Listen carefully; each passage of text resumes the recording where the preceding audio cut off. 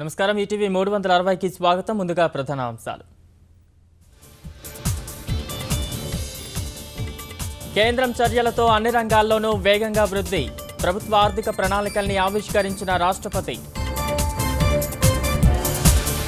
పార్లమెంట్లో ప్రతిష్టంభనపై ప్రణబ్ ఆందోళన. సభ్యులు బాధ్యతాయుతంగా వ్యవహరించాలని సూచన. బడ్జెట్ సమావేశాలు ఫలప్రదమవ్వాలని ప్రధాని ఆకాంక్ష. రాష్ట్రపతి ప్రసంగంపై విపక్షాల పెదవి విరుపు. పేదలు ఎల్కేజీ నుంచి ఉన్నత విద్య చదివేలా విధానాలు.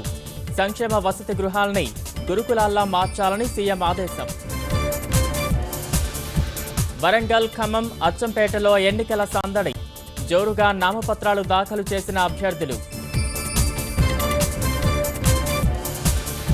తెరాస తీర్థం పుచ్చుకున్న బస్వరాజు సారయ్య. కొత్తగా చేరిన నేతల్ని కలుపుకొని పనిచేస్తామన్న కేసీఆర్. ప్రతికూల పరిస్థితులతో నష్టాల్లోకి స్టాక్ మార్కెట్లు. 379 పాయింట్లు క్షీణించిన సెన్సెక్స్. రేపటి నుంచే టీ20 ఆసియా కప్ సమరం. తొలి మ్యాచ్లో తలపడనున్న భారత్, బంగ్లాదేశ్.